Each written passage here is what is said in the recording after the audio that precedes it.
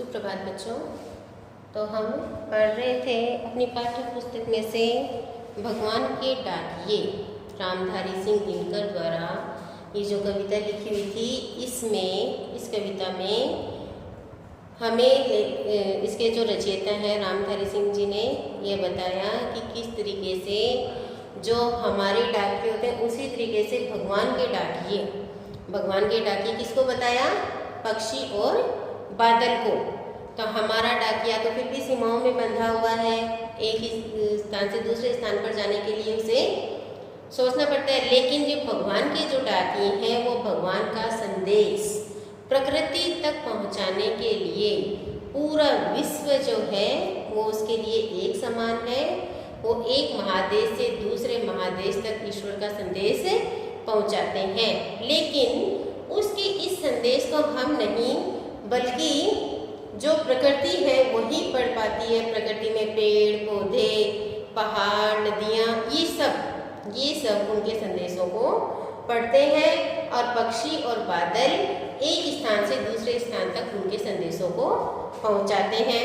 तो ये कविता थी जो हमने पिछले वीडियो में पढ़ भी ली थी और इसकी सप्रसंग व्याख्या भी कर ली थी। इसके बाद में आज हम इसके प्रश्न उत्तर करेंगे। तो सबसे पहले हमारा प्रश्न 1 कविता से है। इसमें है कि कवि ने पक्षी और बादल को भगवान के डाकिये क्यों बताया है, स्पष्ट कीजिए। हम आज कविता से का प्रश्न 1 लिखते हैं। प्रश्न 1, कवि ने पक्षी और बादल को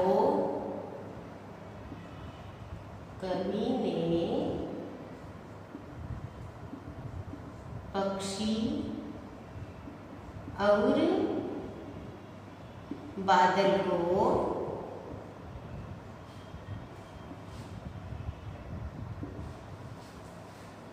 भगवान के डाकिये क्यों बताया है?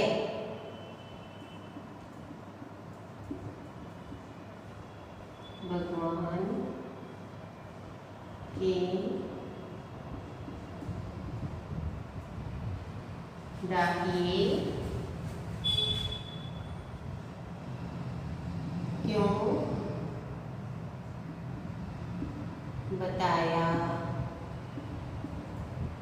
है, स्पष्ट कीजिए। स्पष्ट कीजिए। तो कविता को पढ़ने से हमें ये तो पता ही चल गया है कि भगवान के डाकिये कवि ने किसे बताया है? पक्षी और बादल को। लेकिन क्यों बताया है ये हम अब लिखेंगे। कवि ने पक्षी और भगवान के डाकिये इसलिए बताया है, कवि ने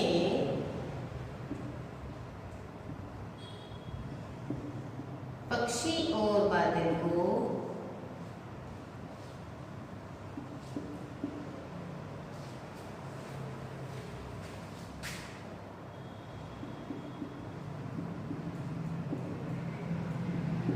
भगवान के डाकिये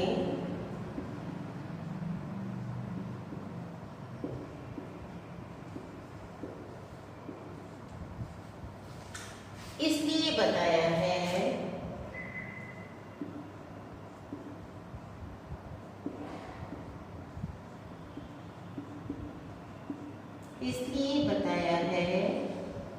क्योंकि ये ईश्वर के संदेश को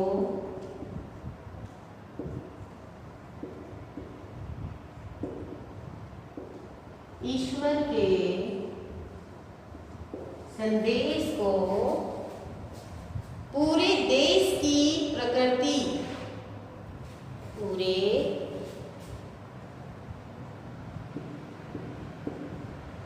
विश्व की प्रकृति तक पहुंचाते हैं।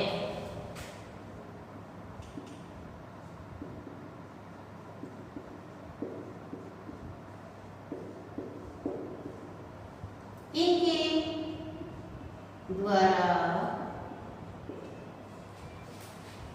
द्वारा लाए गए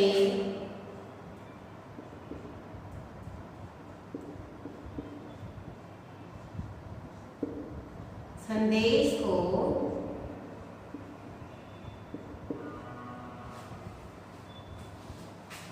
हम नहीं समझ पाते, लेकिन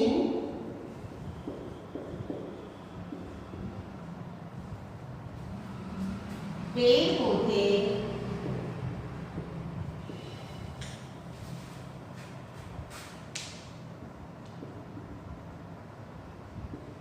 पहाड़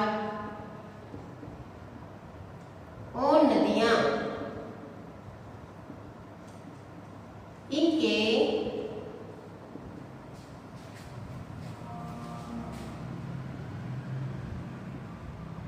संदेश को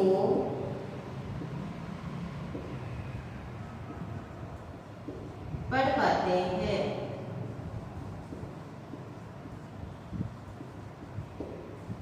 तो कि कवि ने पक्षी और बादल को भगवान के डाकिए इसलिए बताया है कि ये ईश्वर के संदेश को पूरे विश्व की प्रकृति तक पहुंचाते हैं। इनके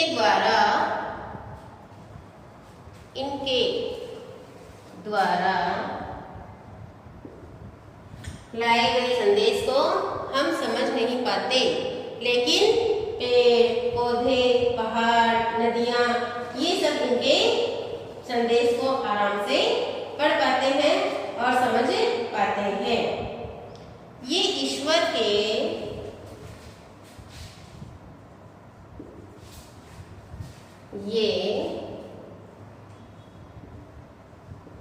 ईश्वर के विश्व बंधुत्व मतलब पूरा विश्व आपस में भाई भाई है, समानता विश्व बंधुत्व समानता और एकता के संदेश को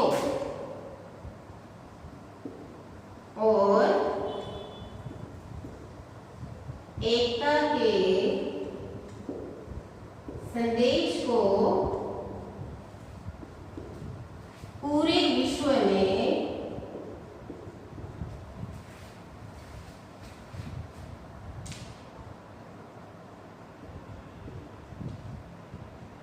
पहुंचाते हैं।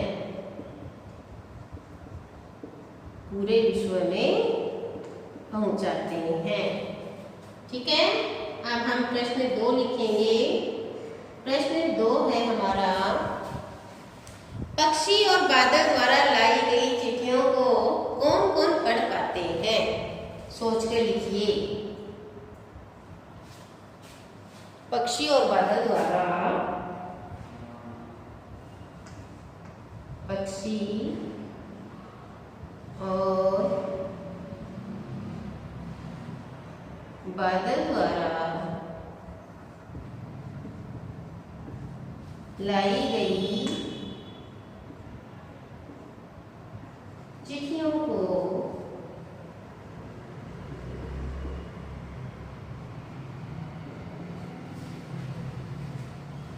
कौन कौन पढ़ पाते हैं?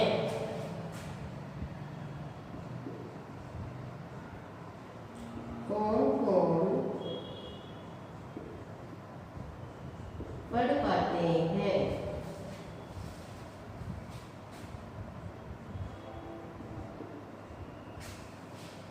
सोच कर लिखिए।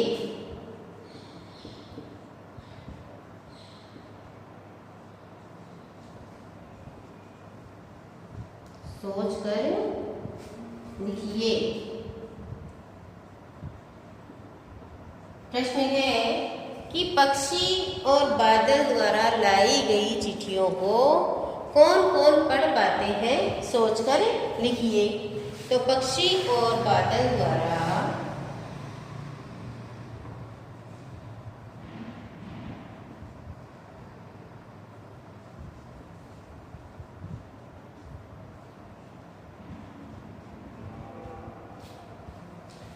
लाई गई चिट्ठियों को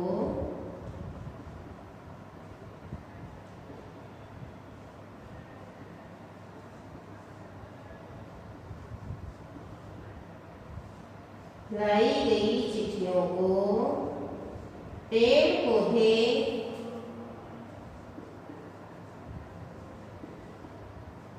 नदियां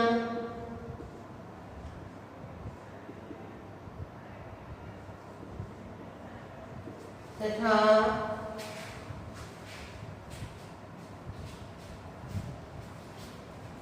पहाड़ बढ़ पाते हैं।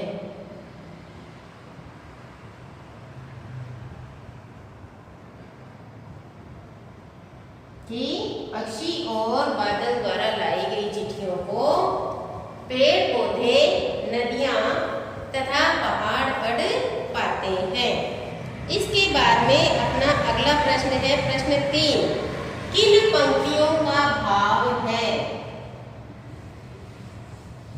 अगले प्रश्न में उन पंक्तियों का भाव लिखा गया है, जिनका लिखा गया है वो हमें कविता में से छांटकर लिखनी है।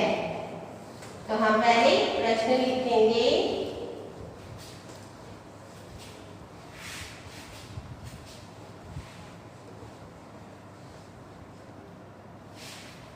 प्रश्न है किन पंक्तियों का भाव है? प्रश्न 3।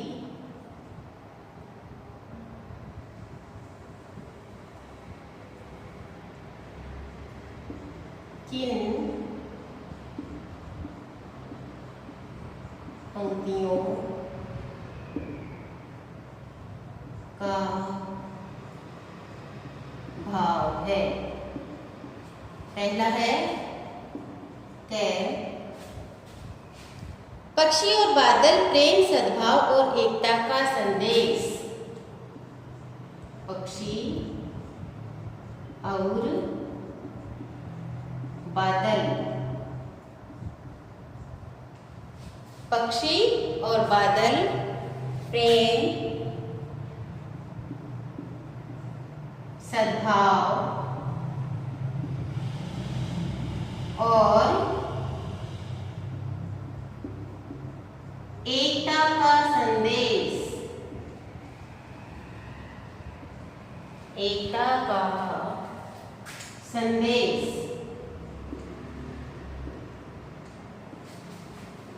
एकता का संदेश एक देश से दूसरे देश को भेजते हैं। एक देश से दूसरे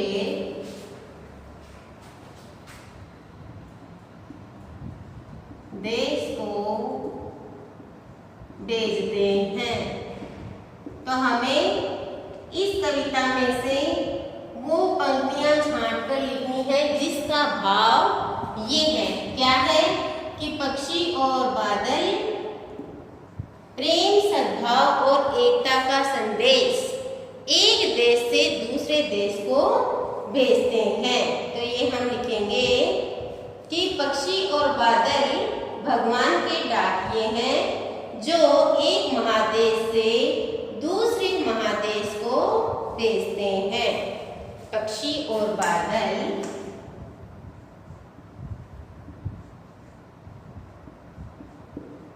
हम उसी तरीके से लिखेंगे जिस तरीके से कविता में लिखी हुई है। पक्षी और बादल ये भगवान के डाकिये हैं। ये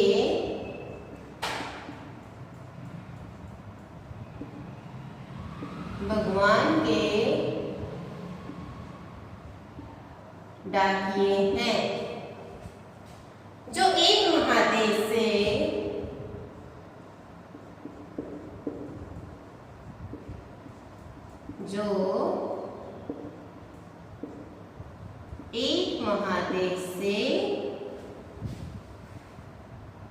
दूसरे महादेश को जाते हैं।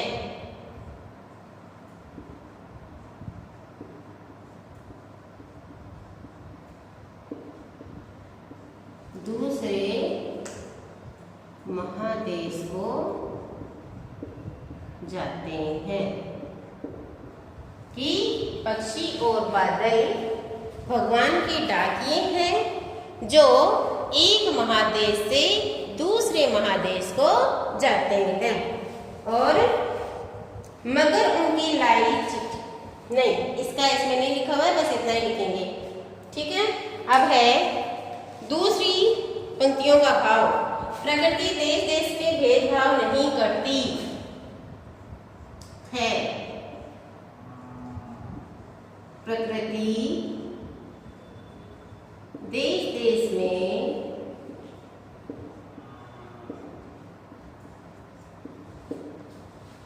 भेदभाव नहीं करती।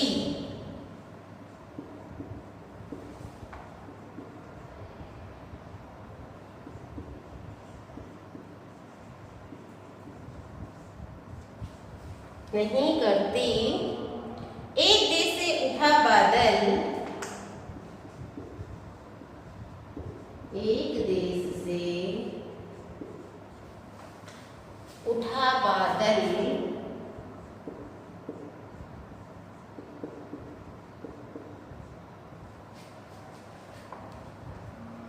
एक देश से उठा बादल दूसरे देश में बरस जाता है।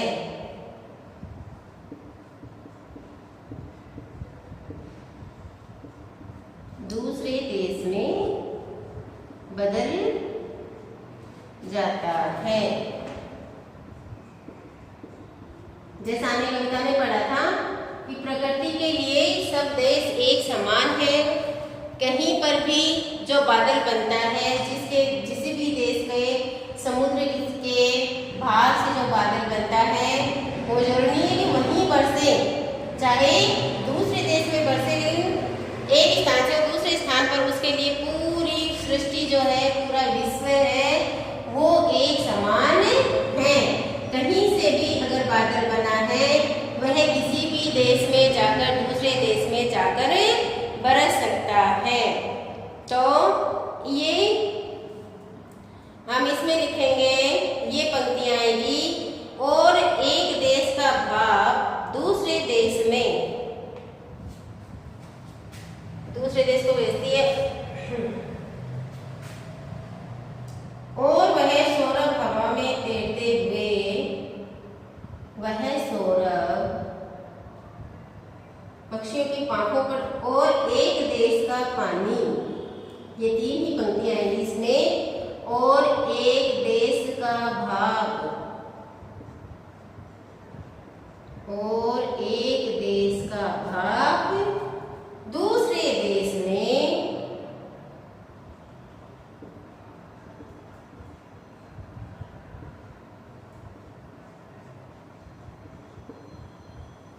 पानी बनकर गिरता है।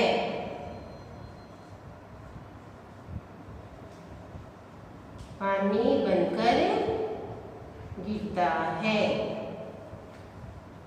हालांकि ये अपने दूसरा जो अंतरा है, दूसरा जो अवतरण है, उसकी लास्ट की अंतिम 3 लाइन जो पंक्तियां हैं वो ही हैं, लेकिन ये पंक्तियां इसी में ये भाव निहित है, इसलिए ये 3 पंक्तियां ही इसमें लिखी जाएंगी। और इस तरीके से हमें ये जो भाव दर्शाने वाली पंक्तियां हैं कि और एक देश का भाव दूसरे देश में पानी बनकर गिरता है, ये पंक्तियां हमें यही भाव दर्शाती हैं कि प्रकृति देश देश में भेदभाव नहीं करती। एक देश से उठा बादल दूसरे देश में बादल दूसरे देश में बरस जाता है।